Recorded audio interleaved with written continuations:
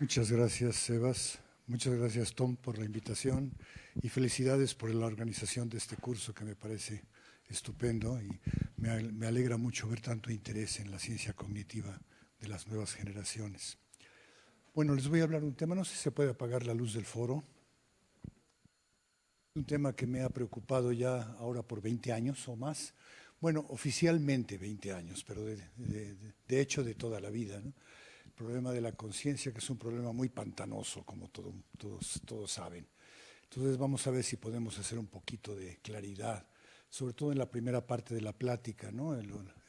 La terminología, la definición del término y los alcances y la metodología de estudio y demás son temas fundamentales a los que hay que referirse necesariamente. Déjenme ver, me dieron aquí un chunche para hacer todo por control remoto. Vamos a ver si me sale bien.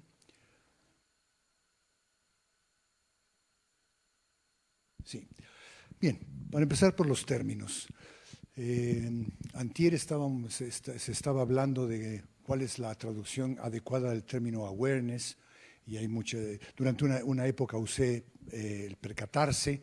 El problema del percatarse es el C, que implica autoconciencia, no nada más conciencia básica. Entonces les voy a proponer estos términos.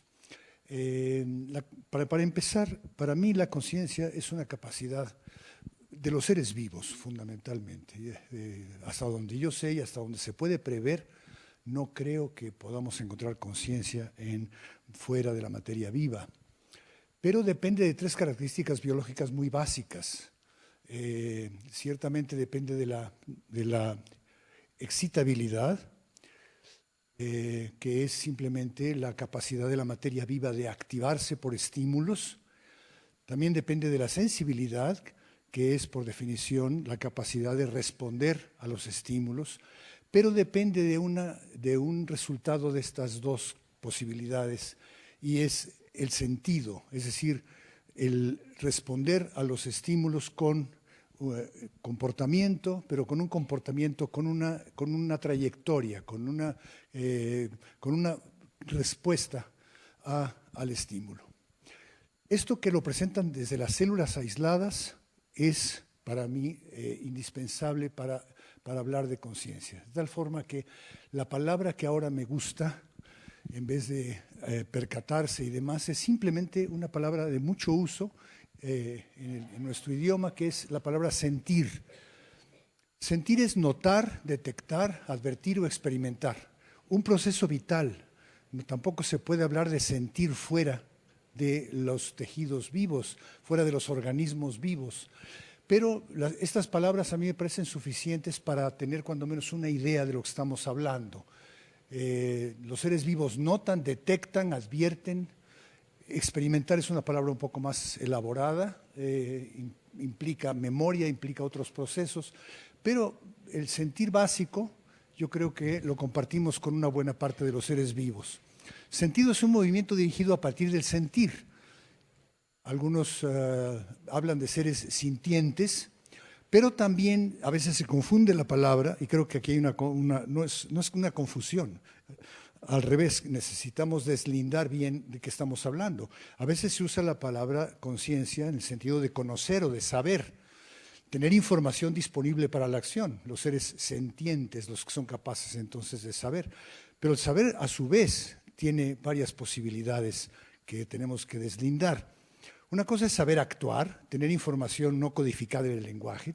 Los animales en general tienen esta capacidad. Y hay que distinguirlo del saber proposicional, la información codificada en un sistema simbólico, fundamentalmente en el lenguaje. Pero también hay el saber de sí, y este es más complicado. El saber de sí es la autoconciencia, y se supone que, o algunos suponen que es la capacidad más elevada de la conciencia, pero actualmente es el tema que estoy trabajando, llevo ya un rato sobre él, y estoy convencido de que el saber de sí, y no está Pedro Estepanenko, me acabo de encontrar con un trabajo de él que revisa la autoconciencia en los filósofos importantes, ¿no? En Kant, en Hegel y demás, en donde tratan de demostrar que es necesario tener una conciencia de sí mínima para poder tener conciencia. El argumento es complicado, no me voy a meter en él, pero simplemente lo quiero dejar como un problema más dentro de este universo de conceptos y de palabras que es necesario deslindar.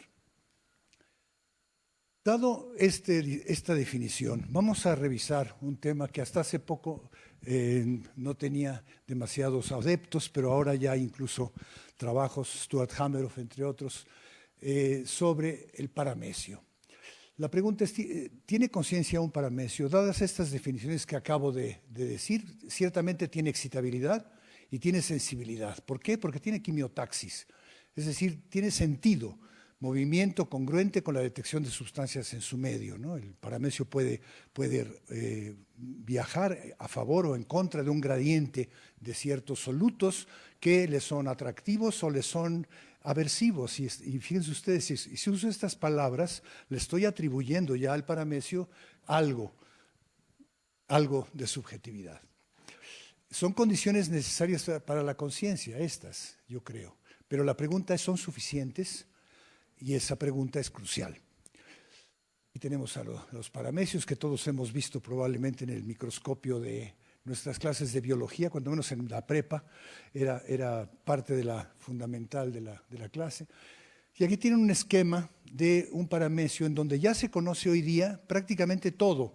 Se conoce dónde están las moléculas en el medio, los receptores en la membrana del paramecio, los segundos mensajeros involucrados y toda la cadena interna que va desde los segundos mensajeros hasta las proteínas que son las que mueven el cilio. Es decir, podemos prácticamente hacer un relato completo de estas capacidades del paramecio sin recurrir a la conciencia. ¿Quiere esto decir que el paramecio es una especie de robot unicelular que podemos entender o comprender plenamente con estos mecanismos? ¿O le atribuimos, y por qué razón, algún tipo de subjetividad, así sea paramesiana, chiquitita, ¿no? Conciencia paramesiana. Si optamos por el no, en realidad podemos hacer lo mismo, y esto es muy interesante, podemos hacer lo mismo con un ser humano. Tomemos el dolor, que es un caso que los filósofos de la mente, tradicionalmente, sobre todo desde las teorías de la identidad, se han tomado como paradigmático de la conciencia. El dolor es consciente o no es. Podemos hacer prácticamente un esquema similar en un ser humano del dolor, con receptores, vías, neurotransmisores, neuromatriz en la corteza cerebral. Probablemente podamos ya casi completar el esquema desde la neuromatriz a los programas motores que lidian o contienden con el dolor, con cierto sentido y todo lo demás. Y podemos prácticamente hacer un relato completo que no sería del dolor, sería de la conducta aversiva, vamos a ponerle, o de los mecanismos nociceptivos, para usar otra palabra, que oculta la conciencia, prácticamente completa. Y no necesitamos atribuirle, no necesitamos atribuirle conciencia de dolor al doliente. Esto es el tema, para aquellos que hayan leído a Chalmers, ¿no? El tema de los zombies de Chalmers es ese precisamente, que uno puede resolver prácticamente por completo a un sistema consciente de una manera totalmente fisicalista, sin necesidad de recurrir a la conciencia, pero sí falta algo, ¿no? Y eso lo usa Chalmers para basar una especie de dualismo, cuando menos de manifestaciones, ¿no? Vamos un poquito más allá en la escala filogenética. Todos conocen esta planta, la mimosa púdica, tiene una respuesta motora rápida al tacto. Hay sensibilidad, hay excitabilidad, pero la pregunta es, ¿hay sensación? A pesar de que le llamamos vergonzosa, lo cual es interesante como antropomorfismo plantar o botánico, la pregunta es, ¿qué falta? ¿Qué nos falta para atribuirle sensación? ¿Qué le falta? ¿Memoria? ¿Variabilidad conductual? ¿Neuronas y sinapsis? No tiene. debo decir que tiene neurotransmisores. Parte del aparato motor que hace que la vergonzosa haga este movimiento con sentido, porque es un sentido evidentemente para evitar predación, es que tiene norepinefrina en los aparatos motores y demás, ¿no? Pero no tiene sinapsis, es cierto. Falta una representación del mundo. La discusión de antier estuvo interesante en ese sentido. Es difícil atribuirle representación a la mimosa. Pero bueno, esto nos ayuda para cuando menos entender qué es lo que tenemos que poner. Alguien mencionó, uno de los que estaban en la mesa de antier, ¿qué le tenemos que echar a un sistema para concederle conciencia? ¿Cuáles son los ingredientes, ¿no? ¿Cuál es el equipo? Bueno, pues aquí están algunos de ellos, ¿no? Vamos a seguir adelante. Hace poco, no demasiado, en junio del 2002, en la revista Nature, un trabajo sobre este bicho que se llama Sacoglossus kovalevsky, y aquí traduzco literalmente un párrafo del trabajo. Dicen los autores: se entierran en la arena y sienten su entorno, subrayado mío, con una punta en forma de bellota situada en el extremo de una probóscide elástica.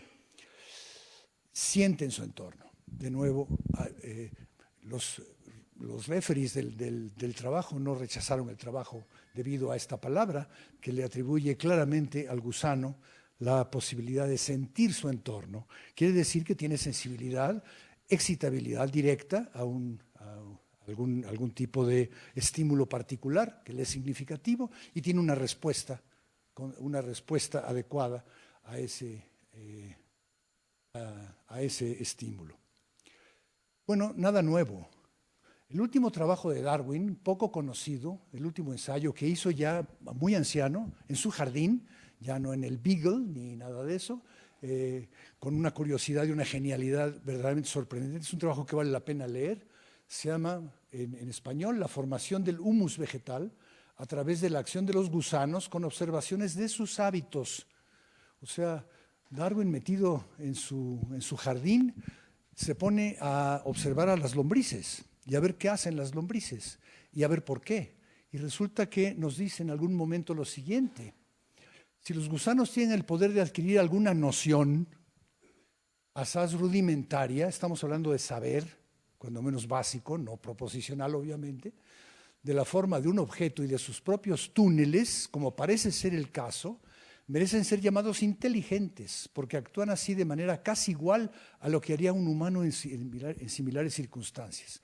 Si uno lee esto de cualquier persona que haya trabajado con lombrices, pues lo tilda de probablemente caso psiquiátrico. Pero como es Darwin, yo creo que sí tenemos que escuchar. Aquí está una escultura que habremos visto muchos de estas esculturitas que hacen las lombrices con sus excrementos y con el lodo. Hacen estas esculturitas y Darwin se dedica a verlas y a ver que son diferentes y a ver que tienen que varían de acuerdo con ciertas circunstancias y demás, y considera incluso por ahí alguna frase en el mismo asunto que son esculturas, es decir, que son piezas que tienen una estética primitiva. Palabras mayores, ¿no? Para una lombriz, ¿no? Especialmente, ¿no? Bueno, la conciencia como saber. He tratado de mostrarles casos de conciencia como sentir, como sentido básico.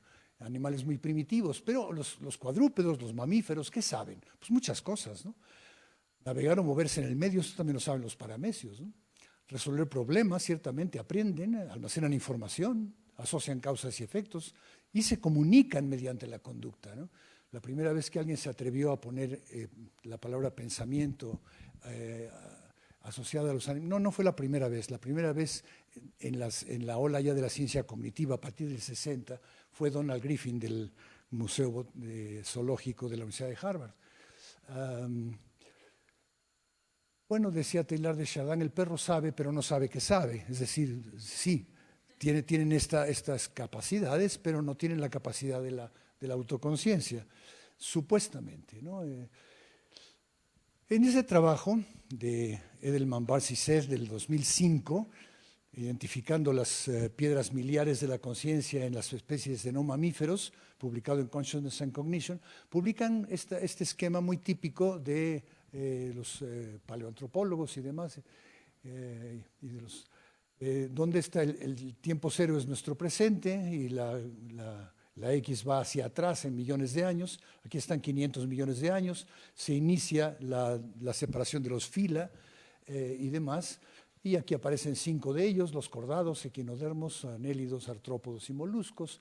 Y aquí aparecen algunas especies en donde ya podemos atribuirles claramente conciencia. En este caso, más conocido de todos, Homo sapiens, hay una conciencia proposicional, incluso en sentido del pensamiento. Ese sujeto puede pensar en una palabra, en este caso la palabra foco. Pero hay especies que no están demasiado lejanas, algunos mamíferos, que tienen ya algún tipo de representación de esa misma idea y la utilizan adecuadamente. Algunas aves parece que sí, por eso está la interrogación ahí. Ciertamente los córvidos, las urracas, los cuervos de Nueva Caledonia muestran una serie de experimentos muy bien diseñados, ciertas capacidades para recordar, abstraer y demás, ¿no?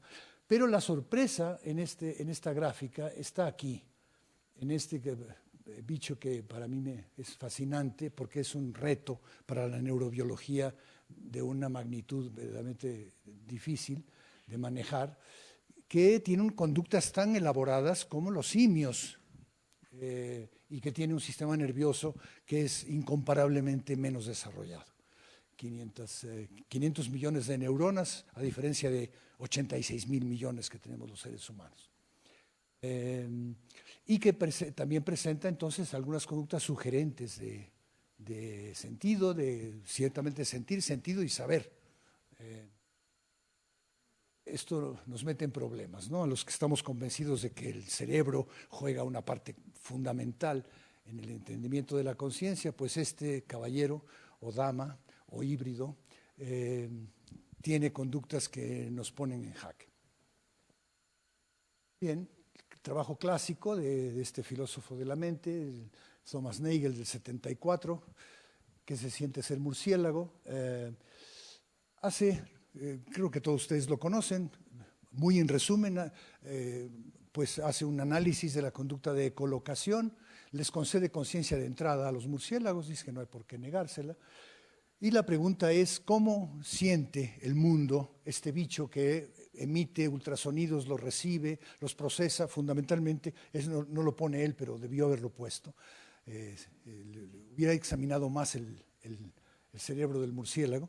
En el colículo inferior, que tiene una estructura prácticamente de capas corticales, en ese colículo inferior está involucrada la noción del mundo que tiene el murciélago, ¿no? Cómo se lo representa. Y la pregunta que se hace Nagel es, ¿qué siente ser un murciélago? ¿Qué se siente ser murciélago? Y su respuesta es, ¿quién sabe? ¿No? Digo, ¿para qué le damos muchas vueltas? No hay forma de meterse en el murciélago y demás. Pero hace poco, y vale la pena este trabajo, cuando lo lean o se los enseñen a sus alumnos, pongan los dos. Porque la respuesta la da mucho después una veterinaria del Royal College de Londres, Charlotte Byrne, que pone como el mismo título, What's it like to be a rat en vez de bat? ¿Qué se siente ser rata? ¿Y por qué pone rata Charlotte Byrne? Pues porque conocemos más de la rata que de ningún otro bicho en neurociencia. Se sabe prácticamente una enorme cantidad de información sobre sus sistemas sensoriales, sobre sus capacidades motoras, sobre sus capacidades de aprendizaje y demás. Y ella entonces va viendo punto por punto cómo es posible inferir, acercarse bastante a los rangos sensoriales que tiene la rata, sabiendo que tiene 2 tipos de conos, que tiene visión ultravioleta, sabiendo que tiene sensibilidad ultrasónica, sensación somática, mediante las vibrisas y demás, que tiene unos barriles prácticamente en la corteza equivalente a la somatosensorial humana, que es capaz de representar de alguna manera los objetos mediante el movimiento de las vibrisas. Entonces el conocimiento científico, dice ella, permite imaginar y recrear cómo sería sentir como una rata. Es decir, no podemos exactamente, la exigencia de Nagel es imposible, ¿no? Es imposible incluso para seres humanos. Yo no puedo saber cómo siente Sebas aquí mismo, ¿no? En este momento. Pero sí podemos acercarnos, ¿no? A esto. Entonces yo creo que el trabajo de Nagel debe ser leído junto con este, para...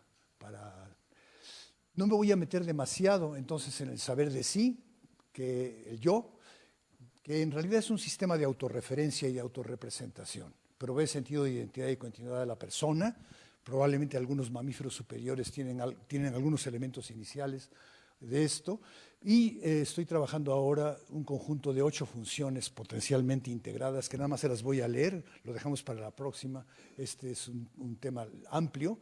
Hay cuando menos estas 8 funciones en la autoconciencia: el ámbito somático, la imagen corporal, la situación, la relación con el medio, con el nicho doméstico, la agencia y la facultad para actuar, la introspección, la capacidad para observar los propios contenidos mentales y demás, la metacognición, la apropiación lingüística y la primera persona, el uso lingüístico para referirse a mí, a yo, la memoria episódica y autobiográfica, la capacidad de construir una historia vital, la atribución y la alteridad fundamental, ¿no? O sea, si yo existo, existen los otros como otros yo, y eso también me define a mí mismo.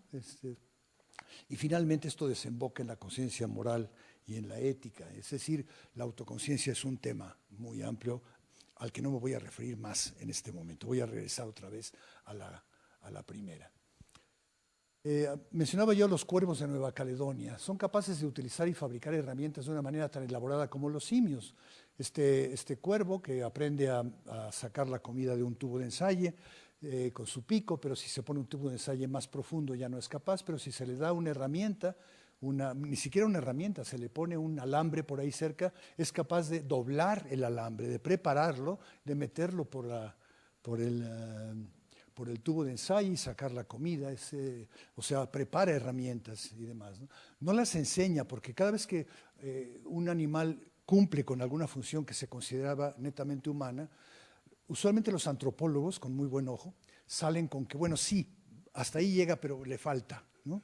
¿Y qué le falta al cuervo para llegar a ser como humano? Pues le falta enseñar el uso de herramientas a las generaciones siguientes. Pero los que sí hacen eso son los chimpancés, con varias de las herramientas que utilizan. Traigo esto a colación porque este es el cerebro del cuervo de Nueva Caledonia, comparado con el cerebro de la paloma, como las que andan en Coyoacán, que tienen el mismo tamaño y más o menos la misma apariencia, pero no tienen las mismas capacidades. Y vean ustedes la diferencia del cerebro. Aquí sí, muy a favor de los neurobiólogos, ¿no? Algo hay aquí, ¿no? Algo hay aquí que tiene que ver con esta capacidad de verse y demás, ¿no? A mayor tamaño del cerebro, entonces, mayor número de neuronas, mayor número de sinapsis, de interconexiones, mayor capacidad entonces para procesar información y mayor capacidad para construir representaciones y para el procesamiento sensitivo-motor. Aquí están otra gráfica de tiempo, desde los australopitecos hasta el Homo sapiens, actualmente con 1.400 centímetros cúbicos.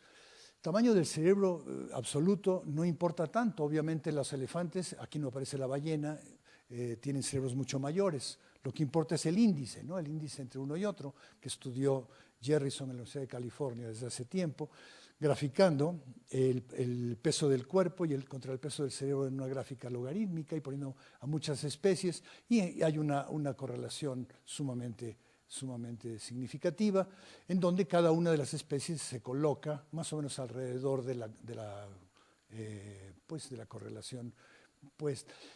Obviamente la ballena y el elefante están hasta arriba, con cerebros muy grandes y pesos también corporales muy grandes, y abajo están especies chiquitas. Pero lo que llamó la atención de Jerrison no es tanto que haya una correlación positiva, que era de esperarse, sino que hay algunas especies que se separan de la correlación esperada, sea hacia abajo, como la zarigüeya, curiosamente la rata un poco, la avestruz, pero hay otras que se separan hacia arriba. Aquí aparecen algunas, el australopiteco, el chimpancé, el gorila, el hombre moderno, el delfín. Especies a las que normalmente les atribuimos buena capacidad de inteligencia o hasta de conciencia, ¿no? Entonces él creó un índice de la separación, el coeficiente, entonces, el coeficiente de encefalización es esta separación, es decir, el peso encefálico que un individuo debería tener según su peso corporal, el valor esperado, y el comparado con su peso encefálico real, el valor encontrado. Y aquí aparece la gráfica en la que afortunadamente aún estamos hasta arriba, ¿no? El humano tiene 7.6, está seguido de cerca por varios cetáceos, el delfín, por algunos primates, simios y demás, pero hay otras especies que están exactamente donde se espera, el perro y el gato, y otras que están abajo. Peso encefálico, aquí aparece el punto, que hizo Marisa el otro día de una manera muy interesante. Un peso encefálico por encima del esperado podría indicar que la masa extra está disponible para tareas cognitivas y de conciencia, pero también es muy caro energéticamente. Este exceso es sumamente caro energéticamente. O sea, el saber si ocupa lugar y si ocupa energía, ¿no? Bueno, vuelvo al pulpo, el pulpo resuelve problemas, se mimetiza. Aparentemente la mimesis no es un reflejo, puede ser que sea una conducta voluntaria, y perdonen por la palabrota. Se escabulle de forma que sugiere teoría de la mente, juega, tiene habilidades motoras diferentes y simultáneas para cada tentáculo. No se dejen impresionar por esto, no resuelve el cubo de... pero sí tiene un ganglio cerebral alrededor cerca de los ojos y tiene 8 ganglios, uno en cada pata. Da la impresión de que cada una de las patas es una especie de no, iba a decir autómata, pero no. A lo mejor es consciente cada patita por separado, ¿no? O sea, es un alienígena, es un bicho de otro mundo, literalmente, ¿no? Que nos puede enseñar mucho de cómo funciona esto. Entro al problema después de este mapeo de especies, evolución, términos y demás, que espero nos haya ayudado al tema duro actual del correlato nervioso de la conciencia. Esto está sacado de uno de los autores más conocidos en el campo, muy conocido de todos ustedes, Christoph Koch, o de varios. La idea que tenemos o que se tiene actualmente es algo como esto. Hay una escena, hay un sujeto que está viendo la escena, la conciencia visual es lo que trabaja Christoph Koch. Hay una escena, hay entonces un ojo, un geniculado lateral, una corteza visual, B1, B2, B3, B4, etc. Y la rama dorsal, la rama ventral, el qué es lo que está viendo, cómo estoy viendo, y probablemente en el lóbulo frontal el affordance, ¿no? ¿Qué posibilidades tengo de uso de esto que estoy viendo? Pero ¿qué sucede en el cerebro? Pues sucede que hay neuronas que están disparando códigos de representación de lo que estamos viendo. Y de alguna manera, y aquí está la interrogante, esta representación de redes neurales, dinámica, temporal, compleja, complejísima, etcétera, se convierte en un percepto consciente. ¿Qué sucede aquí para que esto suceda? Pues casi volvemos a Nagel, no sabemos, realmente podemos hablar mucho de esto, de la representación neural, y podemos hablar aparte sobre la representación cognitiva o sobre las características fenomenológicas, si no quieren usar la palabra representación acá, las características fenomenológicas del percepto, pero lo que no sabemos es cómo se convierte de este a este. O sea, esta flechita que Koch pone aquí como muy clara, yo la pondría como una interrogante. Jim Morrison no es Jim Morrison, este es Christoph Koch, este es Chalmers, antes de que se quitara la melena y todo lo demás. Ahora está ya como un profesor muy serio de universidad. Pero esto es cuando presentó estas ideas en el primer congreso de Tucson en el 93, 94. Se hizo esta separación que yo encuentro útil, a pesar de que está muy discutida. Problemas fáciles y problemas difíciles. Cuando uno pone ciertos puntos sobre las IES.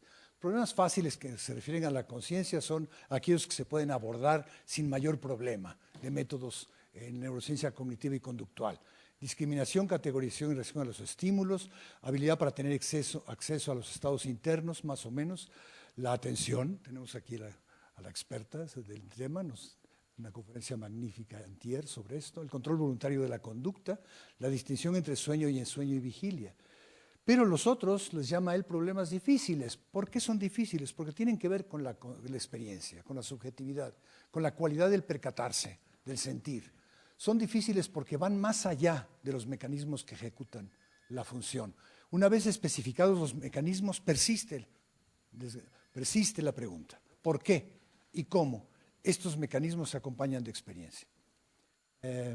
No sabemos esta respuesta y por lo tanto es el problema difícil.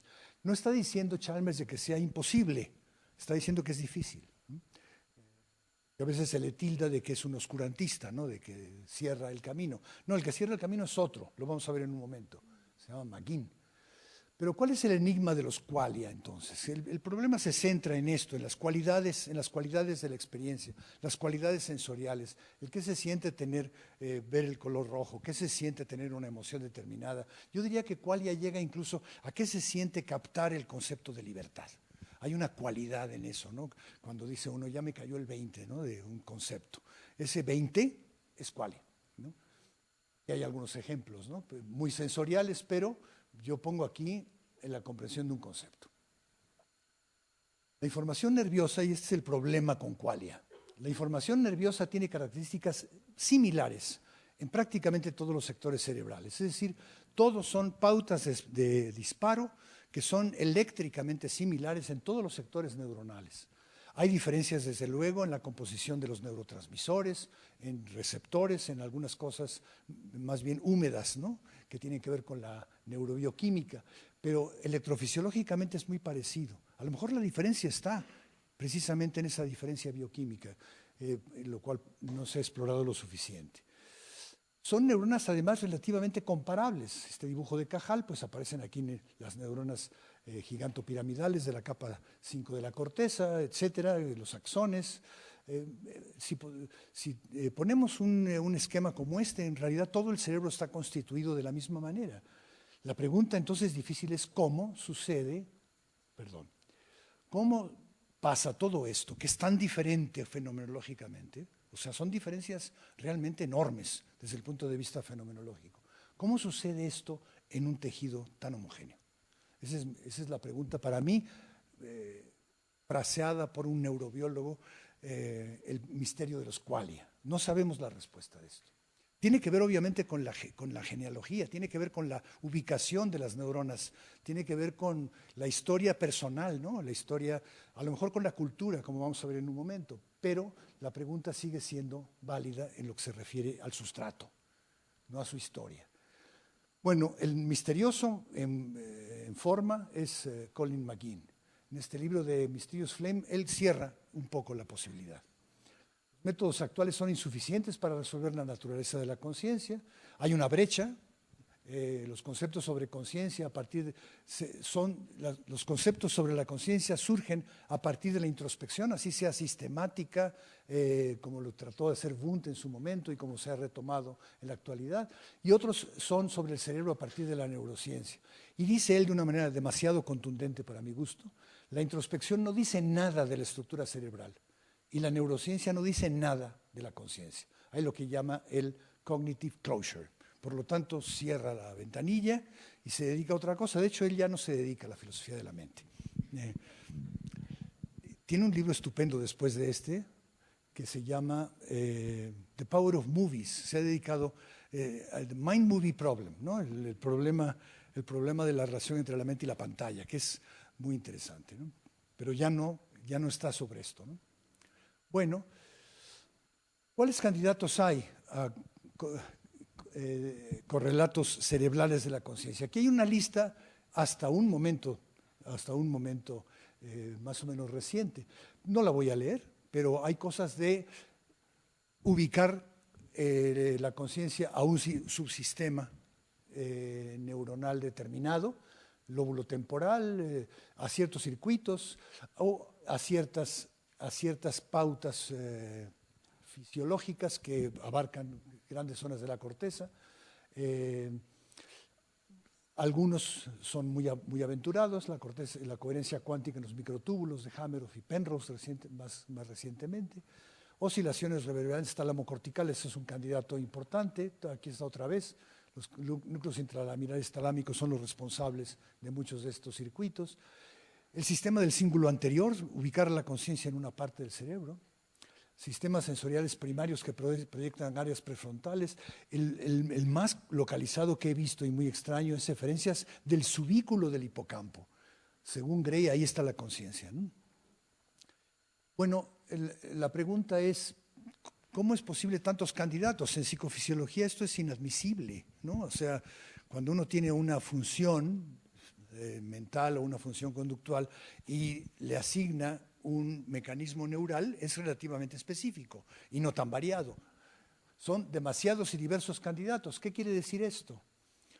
Hay un problema de interpretación derivado, esto también es Chalmers fundamentalmente, derivado de la ausencia de un modelo o método aceptable para buscar la conciencia en el cerebro. No hay variable dependiente.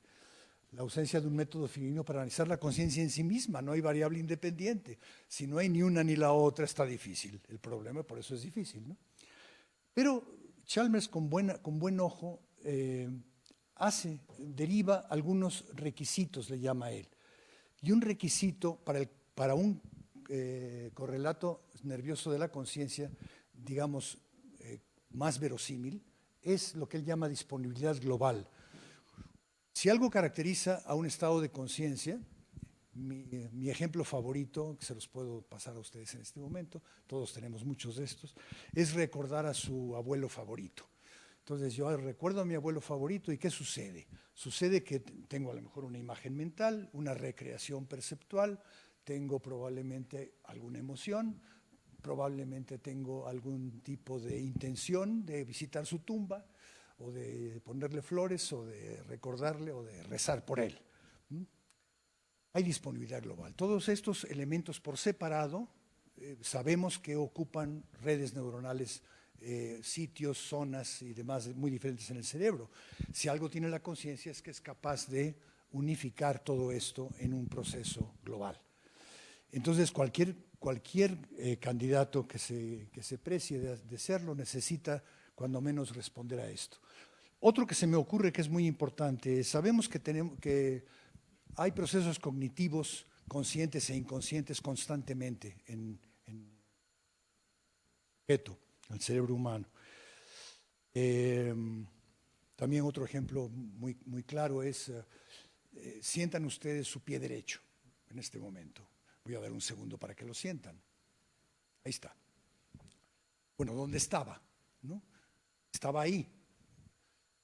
La pregunta, que para mí me parece muy interesante, cualquier candidato a correlato nervioso de la conciencia tiene que responder, cuando menos hipotéticamente, a qué sucede en el procesamiento de información que pasa de una información cognitiva inconsciente cuando pasa un umbral, hay un umbral, en qué consiste ese umbral para hacerse consciente. En un momento les voy a presentar mi candidato y trato de responder cuando menos a estas dos variantes. Una hipótesis que responde más o menos bien a estos requisitos es el enlace en la banda gamma, que es del propio Crick y Koch, que responde un poco a la unidad de la conciencia, el problema del enlace a 40 Hz. Neuronas muy distantes en el cerebro, de las zonas que intervienen en un proceso consciente, disparan, digamos, al unísono, más o menos en la banda gamma. Hay evidencias empíricas de esto que no tengo tiempo ahorita de revisar. Aquí está más o menos la descarga de la banda gamma, que fue poco interesante para los psicofisiólogos hasta este momento porque está demasiado rápida y no se consideraba que tuviera esa importancia. Bueno, en la última parte, ¿verdad? Sí, 15, muy bien. Creo que me da tiempo, muy bien. Bueno, les voy a presentar entonces ahora un esquema, una hipótesis que he trabajado durante un tiempo sobre cuál sería el correlato nervioso de la conciencia. Para eso tengo que empezar otra vez un poco desde abajo, desde lo elemental. Y les presento a ustedes a su propio cerebro. Su propio cerebro está más o menos integrado de una manera ascendente, de niveles sistémicos muy conocidos. Es un sistema físico formado por átomos, los átomos forman moléculas, hay un nivel molecular en donde hay pues transmisores, receptores, canales. El nivel molecular se integra en un nivel celular de neuronas, sinapsis, glía. Estos se integran en redes, circuitos, columnas, es el nivel intercelular. El nivel intercelular finalmente se asocia en módulos, áreas, zonas y núcleos del cerebro y finalmente todos estos trabajan más o menos interconectados en un aparato que llamamos cerebro y el nivel más alto es el nivel intermodular. Se usó el otro día la palabra emergencia. La palabra emergencia es peligrosa. Trataré de especificar en esta presentación en qué consiste una emergencia creíble, creo yo. Hay emergencia de propiedades nuevas en cada nivel. Desde luego, esto está señalado desde la teoría de los sistemas de Bertalanffy. No hay nada nuevo en esto. Uno puede hacer, por ejemplo, un análisis de emergencia de las propiedades eléctricas a nivel prácticamente de los canales iónicos, desde acá hasta el electroencefalograma acá, pasando por potenciales de campo y demás. O sea, sí hay niveles de emergencia completamente físicos, mesurables, ¿no? Hay líneas causales para arriba y para abajo. Uno puede afectar el nivel molecular metiéndole a un sujeto LSD, que va a pegarles a las neuronas serotoninérgicas a este nivel, a los receptores 5H2, y esto va a producir cambios que llegan hasta acá. O sea, esta flecha es efectiva. Pero también hay niveles top-down, hay formas de causalidad que van desde arriba hasta abajo. Probablemente los procesos cognitivos sean así. Ayer vieron ustedes, se tomó una decisión. La decisión se toma a un nivel consciente, probablemente muy alto nivel, y esto afecta hasta la conducta hacia abajo. Hay una integración entonces ascendente de la información. Mientras más ascendemos, a pesar de que hay menos elementos, por eso es la forma del triángulo, aunque hay menos elementos, hay más información conforme vamos ascendiendo.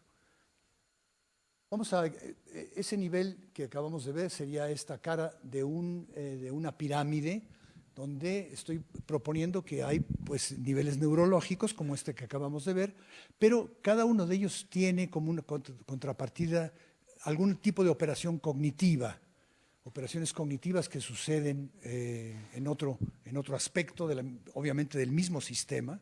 Es un sistema de muchos aspectos, cuando menos está el neurobiológico, el psicológico, cognitivo, hay probablemente uno comportamental que tiene que ver con la producción del comportamiento, de la conducta, y esto hace que tengamos perspectivas de análisis múltiples. El sistema mente-cerebro es un sistema psicofísico complejo, pero vean ustedes, estoy proponiendo lo siguiente: en la punta de la pirámide, que es en el flujo intermodular, o sea, en la parte más integrativa de función cerebral, es donde ocurre el procesamiento consciente de información. No tenemos que atribuirle a las neuronas, ni a las redes, ni nada que sean conscientes. Sí hay una emergencia, pero el problema con la emergencia es que la palabra sugiere que surge algo que se escapa del sistema, una entelequia, ¿no? No, sí surge algo, pero no se escapa del sistema, forma parte del sistema como un emergente psicofísico que debe tener entonces una contraparte, y ese es el correlato nervioso de la conciencia. Una contraparte fisiológica, que es la que tenemos que buscar o la que tenemos que proponer. Vamos a concentrarnos en esta punta de la pirámide. Hay entonces un umbral de la conciencia. Por aquí pasan muchísimos procesos nerviosos y cognitivos que no llegan a la conciencia, pero ¿qué es lo que sucede cuando pasan? Surgimiento de la conciencia entonces requiere necesariamente de un correlato. o de un aspecto nervioso. La conciencia no trabaja por sí sola, no está anclada, vamos a ver en un momento que no nada más anclada en el cerebro. Cada proceso consciente se relaciona de forma obligada con un proceso nervioso dinámico y transmodular. Aquí pongo un esquema de un sistema complejo transmodular que yo le llamo parvada y vamos a regresar a él en un momento. Entonces hay correlaciones momento a momento y término a término. Para cada elemento de conciencia debe haber un contraelemento nervioso. ¿Qué sucede entonces con la reducción y la correlación y la emergencia? Aquí trato de establecer esto de la siguiente manera. Yo sí considero que es imposible reducir directamente la subjetividad a el sustrato nervioso y cognitivo. La fenomenología es demasiado diferente. John Searle ha argumentado de una manera bastante completa sobre esto, sin optar por ningún dualismo, ¿no? O sea, simplemente una forma de imposibilidad por la fenomenología. Pero puede haber una reducción del aspecto neurológico. Aquí no hay ningún problema. Si lo que ocurre aquí es un enlace a 40 Hz, o si lo que ocurre aquí es un enlace por una corriente de información compleja que unifica los diferentes sectores, esto se puede entender fácilmente por su sustrato nervioso. Entonces lo que hacemos es primero establecer esto. Para mí es lo crucial. Lo que hay que establecer en psicofisiología o en psicobiología es una correlación entre un evento particular subjetivo y un evento particular neurológico o neurofisiológico. Esta correlación es posible hacerla. Y una vez hecha, nos podemos ir por este lado para reducir, para entender la reducción. Sigue habiendo una brecha, sigue habiendo un problema que todos los filósofos de la mente han destacado, el problema difícil, la cerrazón cognitiva de McGee, que está aquí. No hay forma de hacer esta reducción. Pero a mí no me preocupa demasiado. Si hacemos esto, yo creo que estamos bien. O sea, es una labor, la correlación mente-cerebro entonces es satisfactoria en ese sentido. De hecho, podemos incluso utilizar esta palabrota de William James. Podemos llegar a establecer leyes psicofísicas cuando establecemos correlaciones estables, constantes, repetidas, repetibles, o refutables, ¿no? Siguiendo el método científico más tradicional. Pero esta pirámide no es suficiente para la conciencia. A pesar de que aquí están todos los elementos celulares, intercelulares, modulares, etcétera, para construirla, no se construye por sí misma. ¿Qué es lo que sucede? Nos hace falta esta otra pirámide que es el mundo. Claro, es el mundo cultural, es el mundo físico, el nicho ambiental donde el sujeto se mueve, y ese nicho produce información que es captada por los órganos de los sentidos. No estoy aquí atribuyendo nada extraño, es captada por los órganos de los sentidos y converge, por eso es la palabra convergencia, converge la función nerviosa, la función psicofisiológica, converge con la información que el sujeto obtiene de su medio ambiente, de todo tipo, físico, cultural, etcétera, y en esta convergencia es donde es capaz de surgir la conciencia. Se crea entonces un bucle en donde por una parte están los elementos culturales. Roger Bartra le llama el exocerebro de una manera muy audaz, porque no hay sinapsis allá afuera, pero sí hay información y hay, desde luego, codificación de muchos tipos. Y esta es captada por el sistema nervioso de una manera bidireccional. Entonces hay una asa comportamental, los sujetos se comportan con sentido, volviendo al término original, se comportan con sentido hacia el mundo, captan el mundo y este reflujo entre el macrosistema ambiental, el entorno, y el microsistema celular, neuronal y demás, es lo que da origen a este flujo que llamamos conciencia, pues. Yo traté de hacer algunos diagramas al respecto. Aquí hay uno, ya algunos años, lo presenté en la primera congreso de Tucson de conciencia.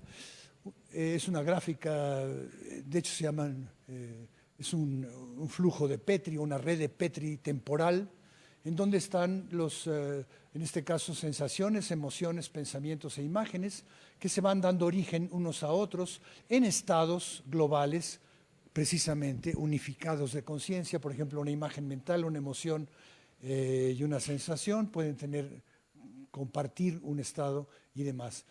Hay un frente de tiempo, ¿no?, que sería el tiempo de duración de la conciencia fenomenológica, que Libet estableció más o menos en 500 milisegundos.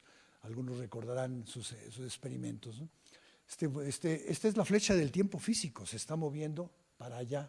Bueno, no sé, para allá porque escribimos de esta manera. A lo mejor si escribiéramos de arriba para abajo, lo pondríamos de arriba para abajo. Es una forma de representación. ¿Qué estoy representando aquí? Alguien me preguntó cuando lo presenté en Tucson, si yo hago una máquina que haga esto, ¿va a ser consciente? Me agarró de sorpresa la pregunta. Y le dije de inmediato, no lo creo. Ahora ya sé por qué. Porque no estoy realmente especificando la conciencia fenomenológica. Esto se me hace que está más cerca de la conciencia de sentido, de contenido, representacional. No es fenomenológico, no hay forma de representar la conciencia fenomenológica. Bueno, a lo mejor en el cine sí, ¿no? Tendría que ser algo fenomenológico también.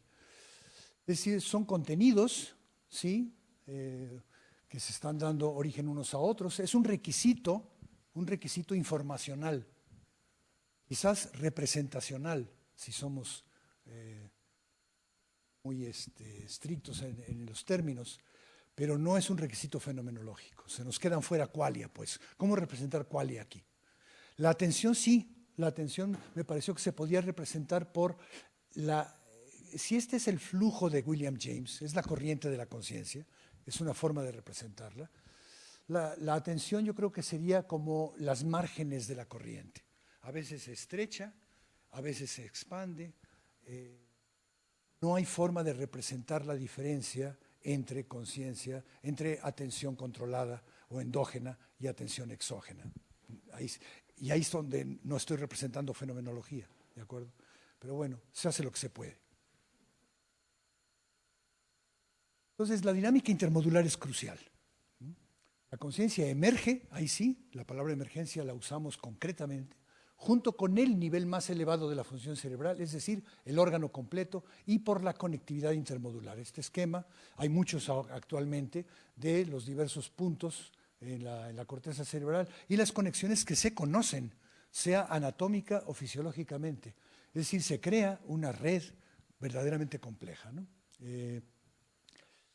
Aquí está, le doy mucha importancia entonces a la sustancia blanca. Es una tesis en la que las neuronas obviamente son fundamentales, pero lo que más importa es cómo se conectan, de qué manera se conectan y cómo el flujo de conexión, Cajal le llamó los hilos telegráficos de la conciencia. A este sistema obviamente que él no vio, lo vio en el microscopio, lo imaginaba muy bien, pero le encantaría a Cajal ver este tipo de esquemas de las conexiones de la sustancia blanca.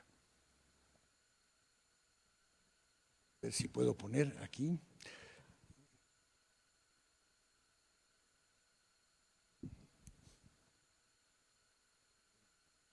Digamos a la parvada. Me encanta pasar estos videos, pues porque son muy hermosos para empezar, pero además porque cuando ve uno esto, y me ocurrió a mí, lo he relatado ya varias veces, estaba en Querétaro, en el Instituto de Neurobiología, dándole vueltas a este tipo de cosas, y en Querétaro hay este tipo de fenómenos, por ser una zona desértica a la hora del atardecer y demás. Venía yo manejando y de repente vi esto. Bueno, no es esto exactamente, otra parvada, ¿no? Me bajé del coche y me puse a ver eso asombrado y me vino literalmente a la cabeza una frase. Dijo la frase, esto tiene que ver con la conciencia. Inmediatamente vino otra frase diciendo, ahora sí ya perdiste todo contacto con la realidad. Pero no, me lo tomé un poco en serio. ¿Qué sucede en el cerebro? En un cerebro vivo, vigilante, a lo mejor soñante también, consciente, en un cerebro consciente. Sucede un flujo de información, obviamente las neuronas están fijas, no se mueven, pero lo que sí se mueve es la información entre ellas. Las pautas que yo llamo multisinápticas de actividad. Estas pautas de actividad multisináptica probablemente tienen esta forma. ¿Cómo lo podemos averiguar? Bueno, me metí un poquito a la etología y a la física de las parvadas y demás, que ha llamado la atención de los físicos últimamente. Las parvadas, las bandadas, los cardúmenes de peces, los enjambres de insectos. Es una conducta unitaria emergente, claramente emergente. ¿Por qué? Porque hay sincronización de movimientos. No se sabe exactamente cómo sucede, pero ya hay buenos indicios, ¿no? Alguien habla de la inteligencia del enjambre. O sea, cada unidad no es en sí misma inteligente, pero en conjunto sí. La hipótesis sería entonces el correlato nervioso de la conciencia puede ser una actividad intermodular emergente en forma de enjambre. La conciencia surgiría y dependería de esta actividad hipercompleja. A ver, déjenme ver si puedo poner esta. Esta no me la permite y no lo van a poder ver. La van a tener que imaginar. Este es un esquema en el laboratorio de Marcus Reichley, en la Universidad de Washington, uno de los pioneros en las imágenes cerebrales por resonancia y demás. Se le ocurrió a un estudiante, que vamos a ver en un momento, bueno, ya lo puedo poner porque no está moviéndose esto. Y a Justin Vincent, está aquí la página por si les interesa, se le ocurrió hacer una imagen en movimiento, o sea, hacer una peliculita de imágenes concretas de actividad cerebral de esta manera. Y no lo pueden ver, pero estas imágenes se mueven, a ver si está así, no, tampoco me lo permite. Bueno, se mueve realmente en forma muy sugerente para mí de un enjambre. O sea, la actividad se mueve de una manera fluida, compleja, y esto es nada más la superficie del cerebro. Yo creo que en la conciencia intervienen también sistemas subcorticales. Es decir, la actividad se mueve de arriba para abajo, de adelante para atrás, de afuera hacia adentro, etc. Y conforma entonces estas pautas espaciotemporales de actividad multisináptica. El flujo dinámico intermodular. Tiene propiedades emergentes, como cuáles. Tiene coherencia, disponibilidad global, ciertamente, a la Chalmers, abarca todo el cerebro. Enlace, autonomía, eso es muy importante. Una vez establecida la red tiene capacidad autonómica, es decir, de esta manera no explico, pero digamos, hago compatible la hipótesis del enjambre con las capacidades de libre albedrío, de toma de decisiones, etc. Tiene conducción, tiene sentido, tiene direccionalidad. Son requisitos necesarios para un procesamiento consciente. De nuevo, afinando, ¿no? La inconsciencia fenomenológica y el enjambre cerebral son dos aspectos diferentes de un mismo proceso pautado psicofísico. Lo pongo de nuevo para que se nos grabe, porque este es un compromiso metafísico. Y aquí está el abuelito de la teoría del doble aspecto, Baruch Spinoza. La conciencia fenomenológica y el enjambre cerebral son dos aspectos diferentes de un mismo proceso pautado psicofísico. Termino con Cajal, nuestro santo patrono.